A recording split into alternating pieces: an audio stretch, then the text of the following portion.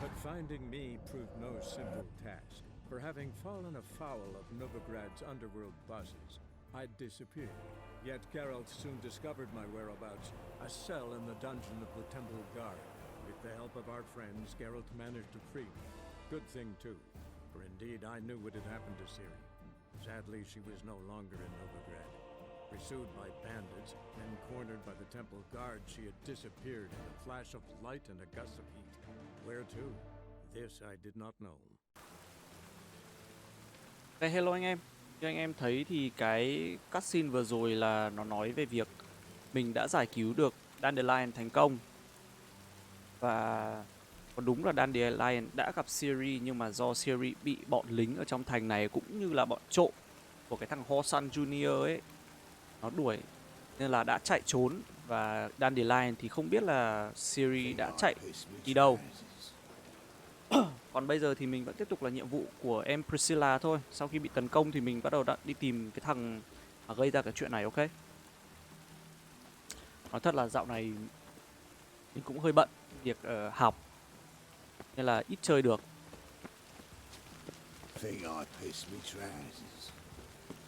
Và còn với lại nữa là cái game Cold War nó mới ra ấy nên là mình cũng đang hơi nghiện cái game đấy, nên là mình có chơi hơi nhiều. Ủa cái gì đấy?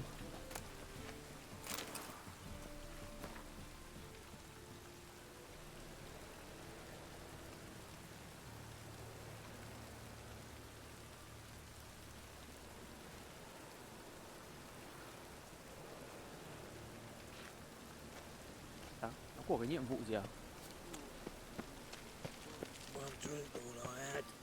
Bây giờ phải đi tìm cái chỗ mà Priscilla bị tấn công.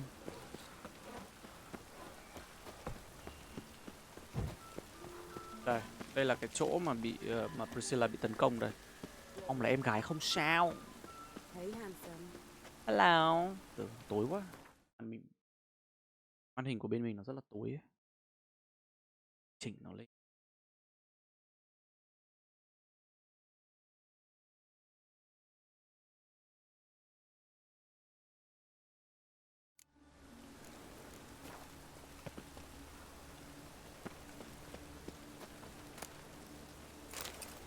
Lại là cái lá giống như cái này này.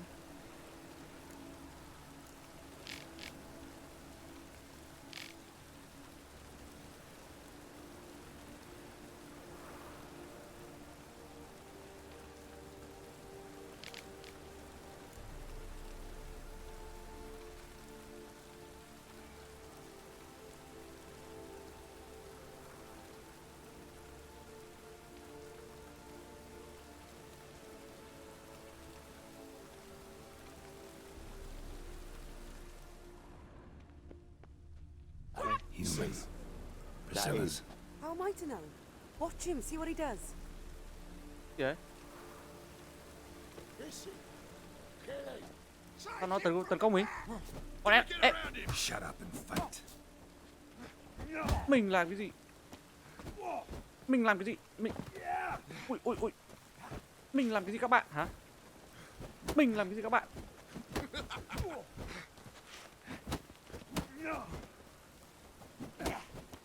Bọn này cover cho nhau kinh quá.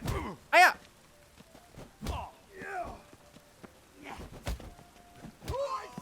Một thằng.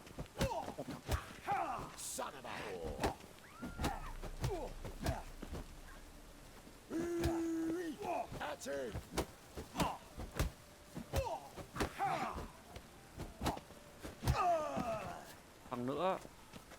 Mày thích Pathetic. Mày thích gào thét không? Hả? You got me too, huh? Up your ass, deviant! Hoes can fight Anh back. sẽ giết tôi luôn hả? Calm down. I'm not gonna hurt you. What are you doing here? Cô làm cái gì đấy? Well, why are you staring? Tao muốn trả Have thù. you not heard killers always return to the scene of their crime? Anh không bao giờ nghe là kiểu kẻ giết người luôn luôn quay lại cái vị trí mà For Priscilla. gây án Almost à? did her in the whole sun. I know. Here to look for clues and find anyone who might know something. À, con này với cả anh em của nó đứng đây để mà bắt cái thằng giết người. Cái thằng mà đã làm hại Priscilla ấy.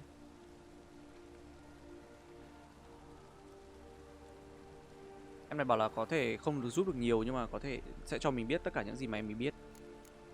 Cô và Priscilla là bạn à? You and Priscilla friends? Friends? Nah. But she saw more than a stupid whore in me. Không Treated phải me là with bạn bè. respect. It Mà mattered. cô ấy I was looking to give up pouring. kiểu Pick up a rất biết tôn decent trọng trade. tôi chứ không phải coi tôi But như none chỉ là would một con take đĩ. me. Not as a washerwoman, nor a servant, nor a cook. Felt like a leper, I did. But Priscilla, she was different. Nên là rất là Agreed to khác put me biệt. in her play, you see. Lots Đồng of the ý other actors, cho they were em này đi afraid on làm diễn account of her viên, jesting đóng about kịch. the eternal fire. Whistling Wendy on stage, can you imagine it? Well, dream's gone now. I'm back to working street corners. Sorry to hear that. You could do worse as work goes. Or so I tell myself. Đúng là em này làm con cá ve. Mà đối với Priscilla thì Priscilla đối xử với em này rất là khác. Và còn cho em ý diễn trong một vở kịch Priscilla nữa. Cô biết là Priscilla không phải là nạn nhân duy nhất đúng không? Priscilla wasn't the sole victim. You aware of that? Oh, dearie. Of course I was. Tự nhiên This là didn't start yesterday. biết điều Others này have không died like this before. Beggars, bắt đầu street từ girls, qua. orphans. Rất nhiều But người who'd đã have a chết như thế drama này. concern about them? Human rubbish. It's what the guards call us. Recall any names? They didn't have proper ones. Baldy, curly, buns. That's what folk called them. No friends, no families. Their bodies were burned long ago. Tức là cũng có nhiều người chứ không phải là có mỗi Priscilla hay là cái thằng thợ rèn. Mà như cái thằng kia nó bảo ấy, có những người gọi là trẻ bị bỏ rơi, những người ăn mày cũng bị giết nhưng mà không ai quan tâm cả nên là chả ai để ý. Xác của họ thì đã bị đốt lâu rồi. Take care now. I gotta look around some more. Appreciate it if you didn't disturb me. Naturally, we'll stand aside, behave. But do tell us if you find anything else here. Và là cho em này biết để mà có tìm được cái gì. Đầu tiên tấn công mình. Tưởng mình là cái thằng giết người. Mình giống thằng giết người lắm sao? A brazier. This time of year? Brazier. I know that smell. Formaldehyde. Mùi formaldehyde. Human. Priscilla's. Là máu của Priscilla này. Là cái gì? Man's footprint. The murderer's maybe. Weight on his heel. Đây là dấu vết chân của một thằng đàn ông. Vẻ như là của thằng Murderer kẻ giết người. fled before the guards arrived. Ran this way. Chạy về phía đường này. Trail ends here. Strange. Even I couldn't jump this wall. Tại nhỉ, nó bảo chỗ này khá là lạ tại vì thằng đến Witcher, đến Geralt còn không nhảy được qua khỏi cái tường này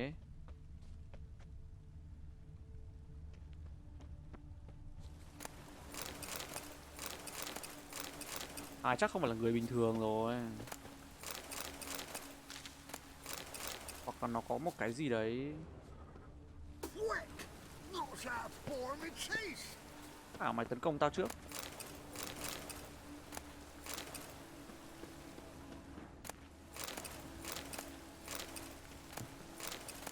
Ôi, nhiều đồ vãi nồi ạ.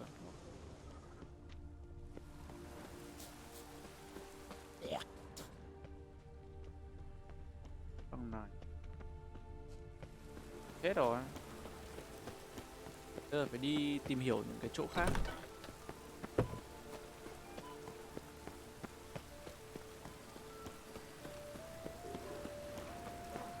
À đây là cái thằng thợ gỗ nó chết à? Hoặc là thằng thợ rèn. Có kiểu gì đấy?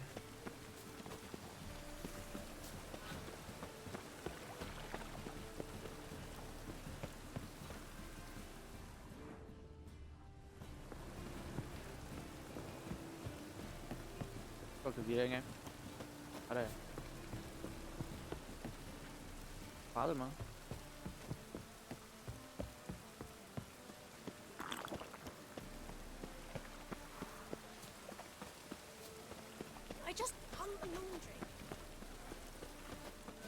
Ở đây. Cửa. Chào. Anyone home? Be gone, or I'll sick me hounds on you. Molly, Striga, come! Relax. I'm here about Fabian Meyer, looking for his killer. Đang không cho mình It's vào. altogether different. Sit you stupid mutts, lie down. Come on in. Slowly now, lest they bite you. Gọi chó ra để giữ nhà.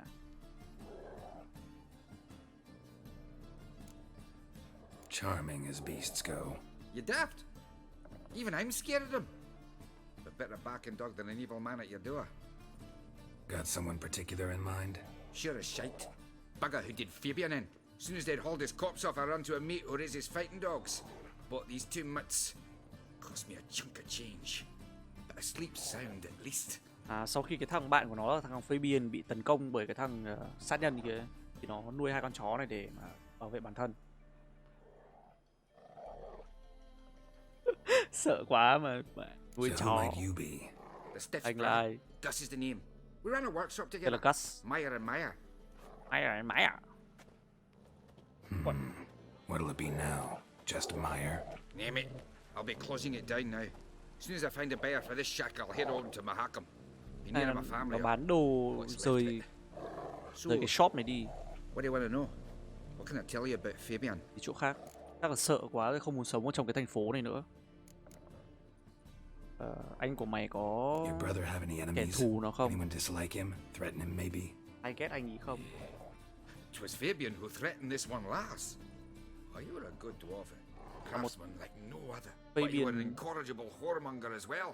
đã dọa một Whenever người we khác. put a bit of coin aside, I'd say, let's buy some tools, quality timber. No, he grabbed the purse and head out whoring. Took to following one in particular. He'd say, "'Tis all your fault, dirty bitch, human dish rag," and other obscenities. Don't rightly know what that was about. Maybe he was in love with her. Know where I can find her? This dish rag? City cemetery. She died a few days back, quietly in her sleep. Her paunch said a fever took her.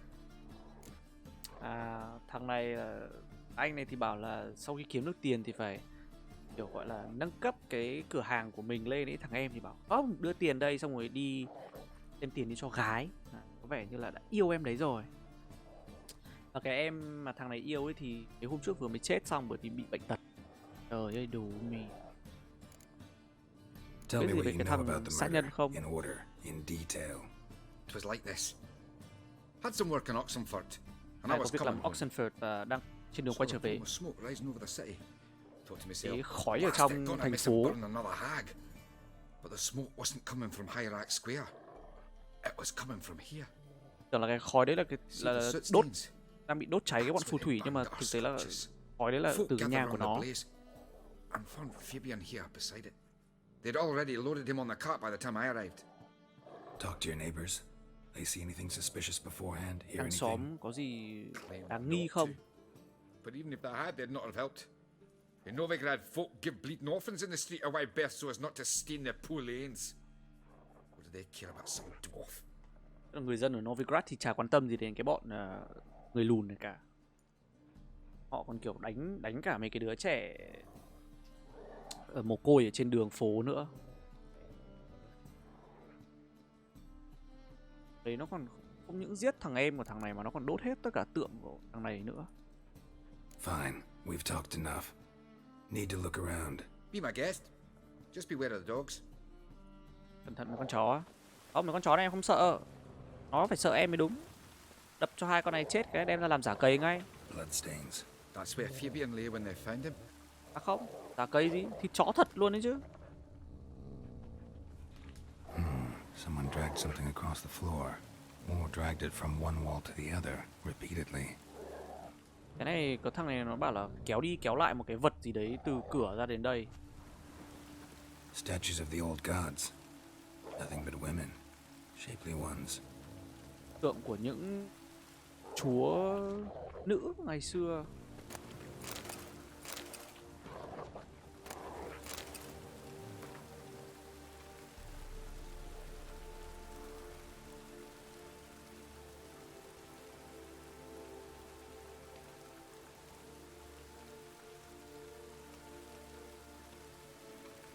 Lúc nào cái chỗ mà có một vụ án nào đấy xảy ra đều là có một cái lời nhắn nhủ đến người dân về Eternal Fire, là mình là luôn luôn nghe theo cái bọn đấy ấy, kiểu thế.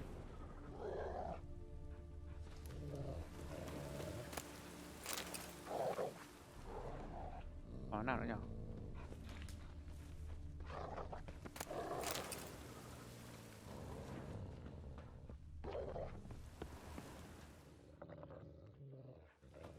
Mind if I go inside the workshop? Có đi vào đây được Not không? even peeked inside since they found Fabian. Thằng này không dám nhìn I'll vào trong open it đấy for you if you từ want. khi mà thằng Fabian kia chết.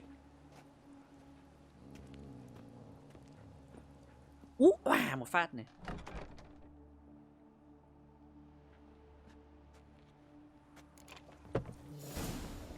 Thôi anh Giai vào làm gì? Em không cần anh vào đâu anh Giai. Rút được cái này. More blood stains, but not near enough to say he bled to death. Unless somebody got rid of the blood, left a few stains behind. Wow, tức là có thể là cái thằng sát nhân này nó đã dọn dẹp bớt máu rồi ấy, nhưng mà vẫn để lại một chút ít. Lạ nhờ. Eyes, humanoid, completely rotten. Mắt này. Móc mắt ra mà, thằng đấy bị móc mắt mà.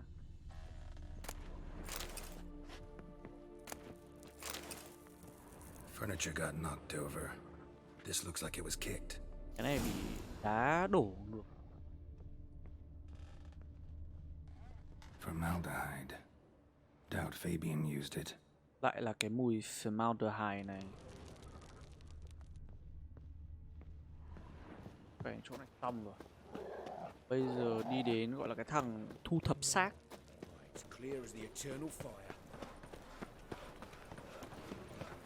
So, how you go with this evening? Chỗ cái thằng xác.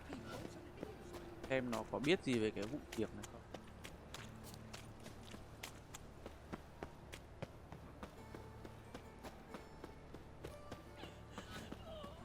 Không gì đấy, lại có người chết à? Oi, Witcher! Coroner wants to see you. Been another victim. Coroner muốn gặp Told me mày. to say the main door will be open for you. You're to come as soon as you can. Đã có một nạn nhân nữa. Động It's vật. dropped them plain as that.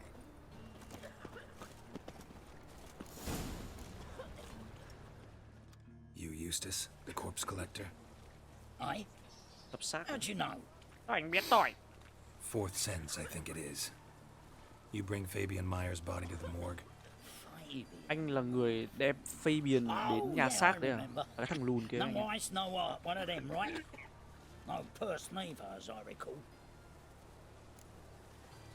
Nó bảo là cái thằng mà không có mắt cũng không có tim ấy. Không. Chả có ví viết gì cả. Đã thu thập. Anh đã thấy cái xác nào cũng giống như thế chưa? One of them.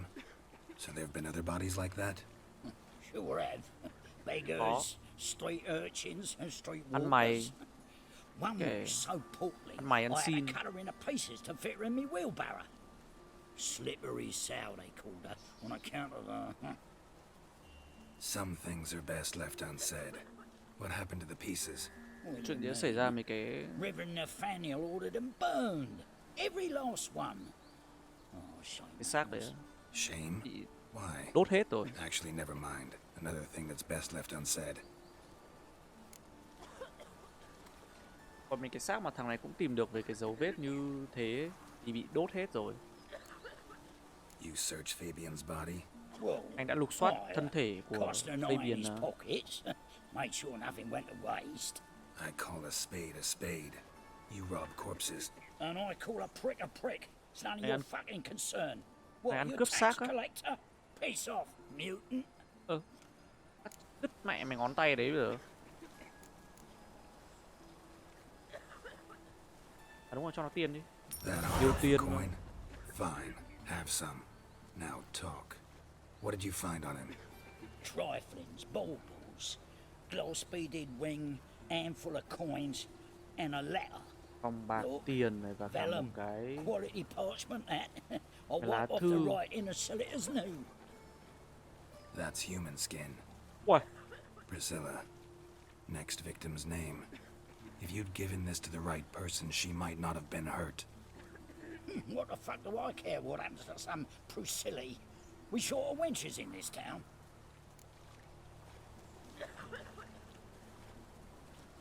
thằng này nó bảo là tao quan tâm thì em Priscilla đấy, đấy nó xong rồi nó bảo là mấy con đĩ đấy thì thiếu gì ở trong thành phố này. Mà nó nói em yêu tao như thế, chó này. Oi, fucking hell! What was that for? For everything. What will become of us under Radovid? Mấy chuyện hỏi tát cho phát rồi.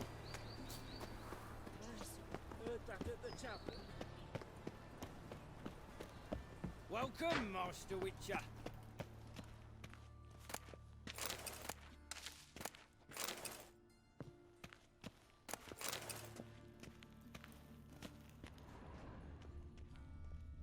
Cái đồ đấy lút được à? Ai muốn nói chuyện với mình? Geralt, right? I'm glad Geralt you're đúng here. không? Held off on the autopsy till you Vui arrived. vì anh đã đến. Nice of you. Anh đã không muốn khám nghiệm tử Especially given thi. you didn't seem pleased about my previous visit. Because you came unannounced and in unfortunate company. I also had Reverend Nathaniel to contend with. Our spiritual caretaker has left the city on some important matter, and I know who you are, what drives you. I'm more than happy to aid your investigation. Và là cái thằng chủ của cái thằng này ấy, nó làm việc cho ấy thì đã rời thành phố bởi vì có việc quan trọng rồi. Nên là nó muốn giúp mình trong cái vụ án lần này. Có vẻ anh và Nathaniel Not fond of Nathaniel? Very few people are. không. He's cruel Digger. and capricious. He stormed in here once, grabbed a scalpel I was sterilizing over a burner, sliced my back with it to the bone, because I had forgotten to lock the storeroom. Phải rồi. Hard to be fond of someone like that, wouldn't you agree? Chỉ vì thằng này quên đóng cái cửa ở phòng chữ mà đang làm khám nghiệm tử thi, thằng kia lao vào cầm cái dao cứa vào lưng của nó ạ. Vậy nạn nhân lần này là ai? Who's the victim this time? Joris Aquinas, a lecturer in theology at Oxenford Academy. Là một giáo sư ở Found this Oxenford morning at Academy. his home on a catafalque made of Tìm his thấy books. xác ở Any nhà. titles in particular? It seems Ông all sáng the nay. tomes dealt with the eternal fire, treatises critical of the faith's doctrines. Yeah, mortal sin in Novigrad.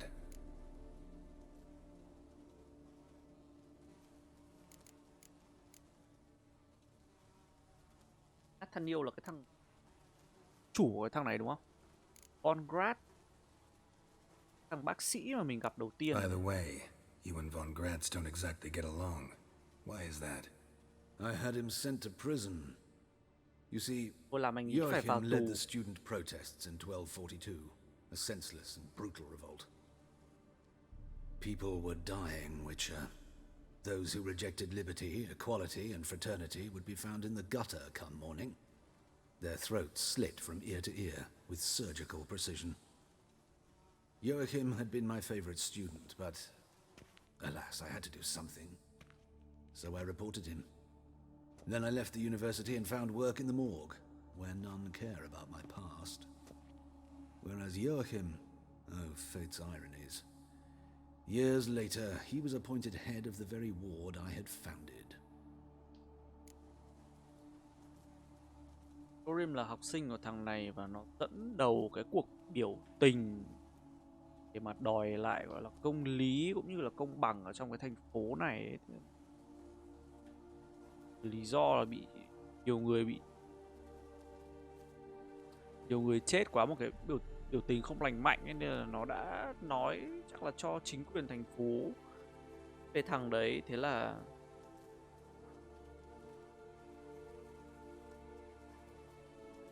bọn nó mới bắt thằng kia vào tù, và sau đấy thì thằng ấy đến nhà xác làm việc, cái nơi mà mọi người không quan tâm đến quá khứ của nó.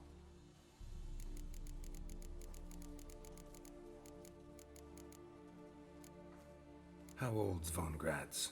50? 60? Anh này quá trẻ để mà 53, làm I believe. Why do you ask? thầy You giáo look a của little thằng kia. young to have been his teacher. Not surprising. For years I've lived in the cold and dark, breathing the vapors of embalming fluids. In short, working with corpses extends one's life. Amusing, is it not? Trẻ ấy nhở. Giác như thằng này là mẹ nó mắc cả rồng đấy anh em. Let's start. Gladly. The wounds conform to the killer's modus operandi. The victim was bound and forced to drink formaldehyde. Next, the killer removed the eyes, placed burning coals in the sockets, then opened the rib cage and... What's this? A parchment made of human skin. A message from the murderer. The name of his next victim. Thằng sát nhân này luôn luôn đưa Patricia để lại Vegelbud. để lại Do you thư, know her? Yes. Even went to her estate once with... gọi là cái em Patricia Gotta đấy. find her, now. Shit, thằng này nó sẽ giết cái em Patricia là cái em mà lần trước đua ngựa ấy. Đoạn đầu ấy, đi đua ngựa với em ý. Nhầm. Mà mình đang đi tìm mấy cái gọi là bạn gái của thằng Dandelion. Shit. Thằng kia, cái thằng giết người là nó luôn luôn giết người xong rồi nó lấy một cái phần da của nạn nhân đấy, xong rồi nó viết tên của nạn nhân tiếp theo vào để hoại vãi nồi.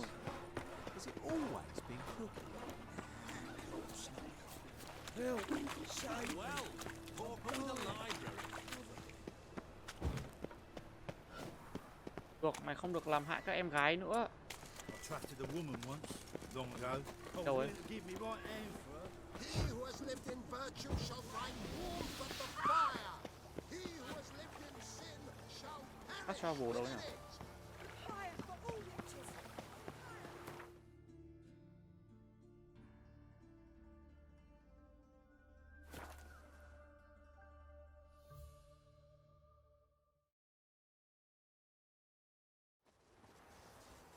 Crystal Vegelbud đấy, đây này là cái em, là cái bà mà có đứa con là ông, là cái thằng dược sĩ ấy, và được em Trish đã giúp trốn khỏi thành phố.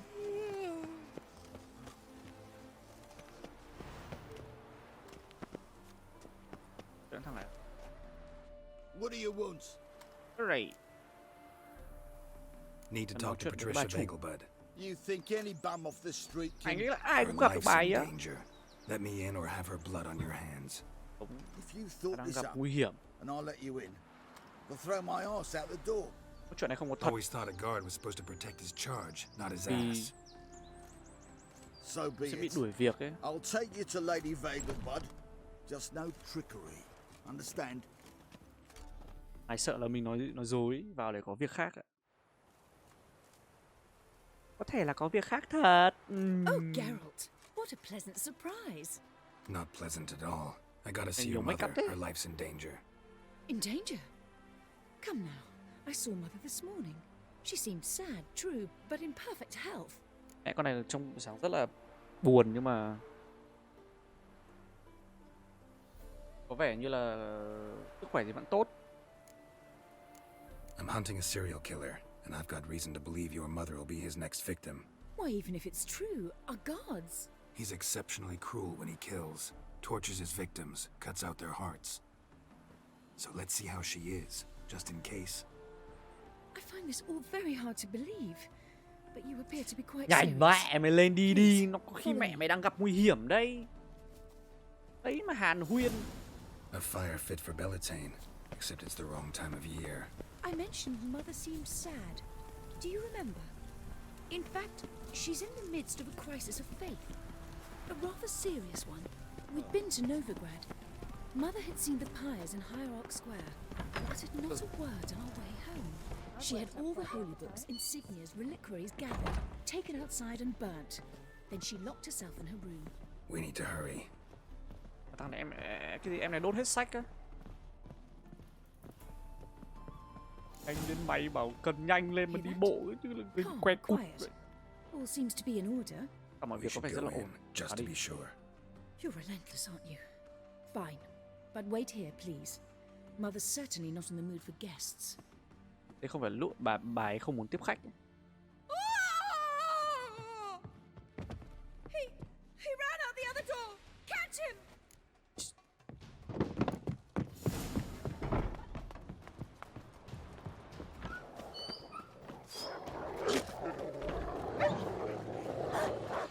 Spread out! Murderer's still here! Ôi sao nó giết thằng kia nhanh ấy? Không phải tao. Any last words? Đâu rồi? Kia đâu?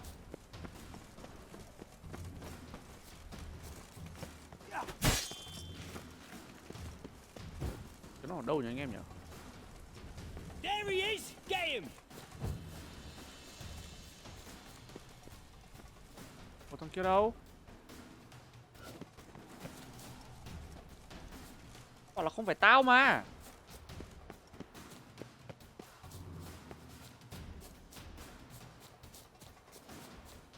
Cứ chạy ra ngoài xong chạy mẹ đi đâu rồi?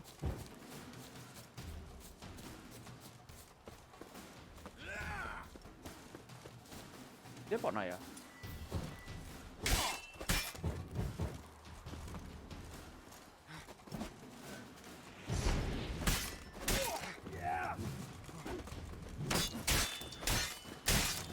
Die, mutants! Có vẻ như được set up lắm.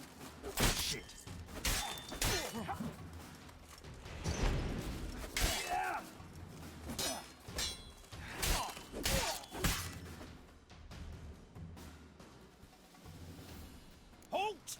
Before I put a bolt between your eyes! Listen, you got the wrong guy. Nó bắt nhầm Save người your rồi. trickery, taking you to the heiress. Well, killer's already escaped. Lead the way, hero. Tưởng đi người anh hùng. We got him, Lady Ingrid. Wasn't easy, but... Lower that crossbow before you hurt yourself. This man is innocent. Rồi, Forgive me. cái bố mày đéo I đâu saw mày him mù. running. Thought it was the killer fleeing. I was chasing him, and I'd have caught him if you hadn't gotten in my way. Out of my sight, at once! Mother! Why did he do this to her? Why?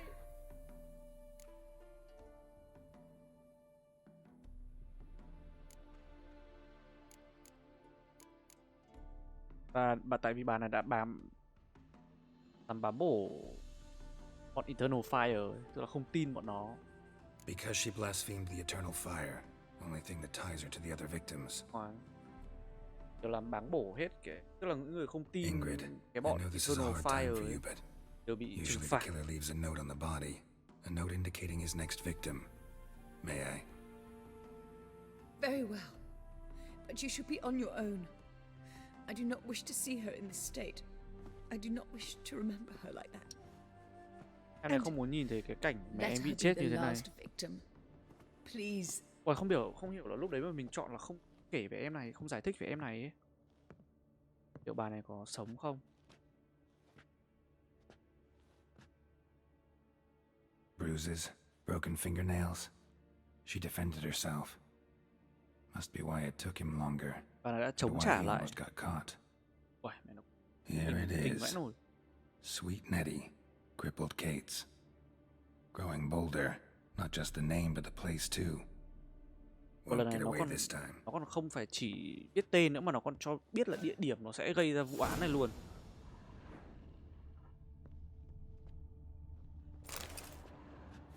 Đấy, bất kỳ cái lần nào cũng là cái lời cảnh báo của về cái bọn Eternal Fire ấy, là nếu mà không làm theo bọn nó thì sẽ trừng phạt. Same wounds as the previous victims. Examination would be a waste of time. Gotta get to crippled Kate's fast. Bảo là tất cả các vết thương này đều giống hệt tất cả các nạn nhân ở trước ấy, nên là bây giờ có khám nghiệm thì cũng chả để làm gì cả, nên là nên chạy đến cái chỗ vị trí của nạn nhân tiếp theo để mong là có thể cứu được người đấy.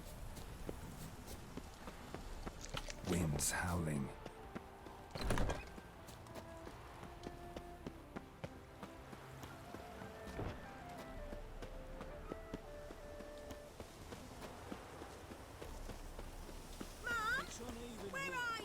Bây giờ đi tìm em Sweet Netty. Đây có một cái fast travel ngay đây.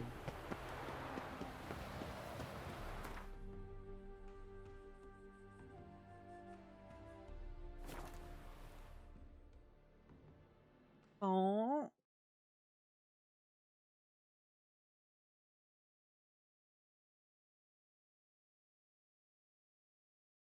Crap.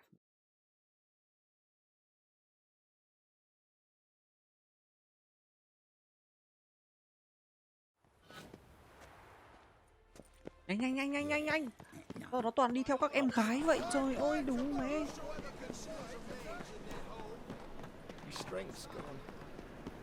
Sao chỗ này thì vắng tanh vậy?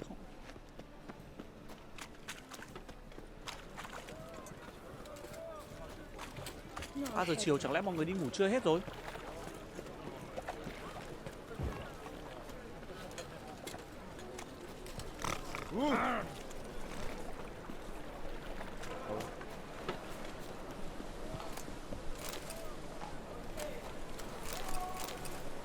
Nhà đâu?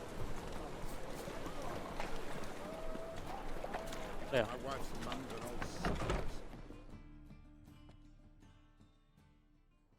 Sweet Nettie, where is she? Trinity đang ở đâu? Upstairs. Cô ấy ở đâu? But she's with a very important client. Ồ, em Do đang not một. disturb them. Ôi, thôi trời. Mẹ này nó bảo là em ấy đang phục vụ một khách rất là quan trọng. Tránh đường. Đâu.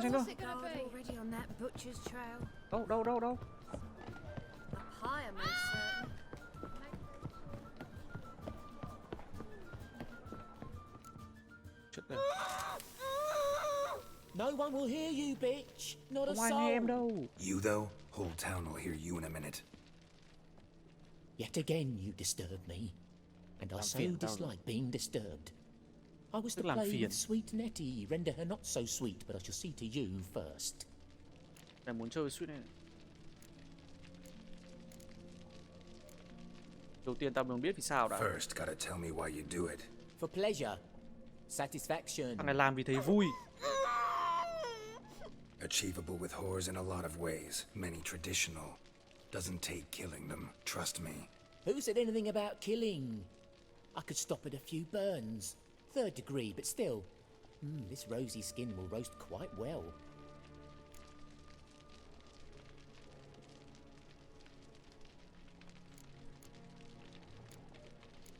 Thôi đủ rồi đấy. Just can't listen to any more of this shit. No one's forcing you to, mutant.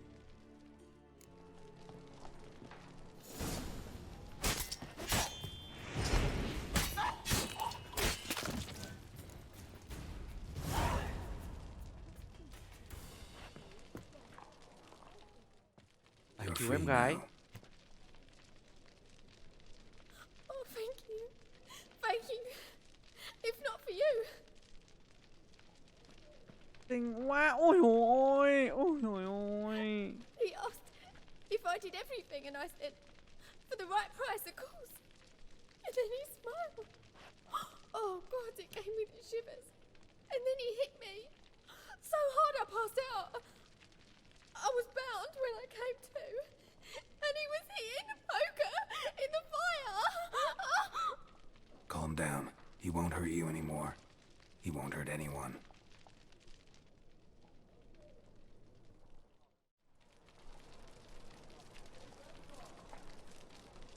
Làm hại ai cả.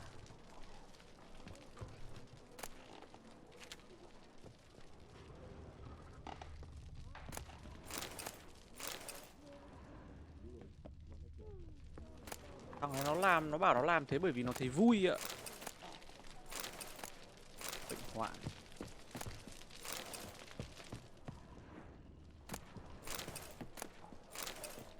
Phạm nhiệm. Ý. Ôi, đừng xuống đầu ấy.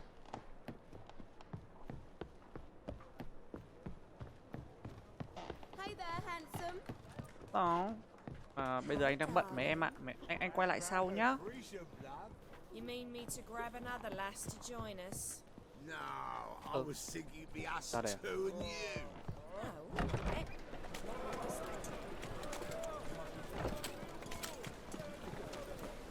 Bây giờ về nói chuyện với Dandelion. tình hình của Priscilla.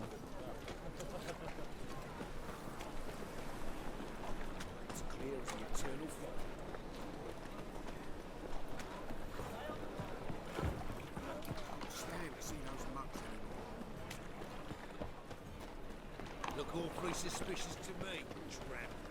Mind the guards. Where's the thugs? A fine kettle of fish.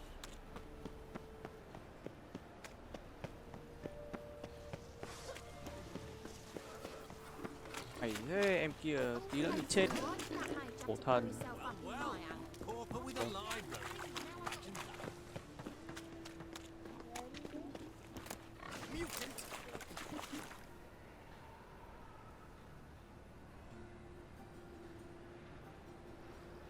Lại là cái tờ giấy đấy nữa này.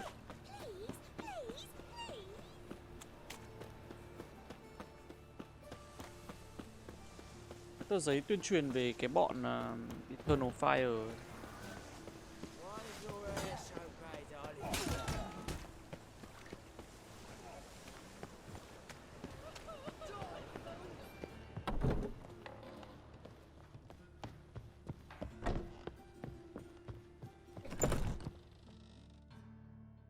How's Better. Xin là thế nào rồi? Yes. Khổ thân vãi trưởng à? Did you take care of what I asked? yeah, Tìm được the thằng đấy witch's chưa? way. Rồi. Thank you, Geralt. Tôi đã xử lý xong For thằng đấy me rồi. and Priscilla. Cảm ơn Carol, tôi và cả. Bây giờ tôi đã làm xong việc của mình rồi, còn anh thì cần phải chăm sóc cô ấy. Did my part. Rồi. Your turn now. Take care of her. Good care. I will. Chăm You'll sóc see. cô ấy thật cẩn thận. Treat her better than the Dryads of Broccolon could. She's talking again. Nice surprise. Isn't it? Cô ấy đã nói chuyện Professor lại von được rồi. Gratz told me her wounds are healing faster than a troll's. Not the most flattering comparison, but encouraging. Maybe she might even sing again someday. Cái này đang hồi phục rất là nhanh nhé. For now, we'll try Thằng này bảo là performing as hy a vọng duo. một ngày nào đó em ấy sẽ có She'll thể play ca the hát lute, lại. I'll sing. Dandelion and Calinetta. Got a nice ring to it, doesn't it? Sounds great. Good luck, Dandelion. On stage and off. May mắn nhé, Dandelion.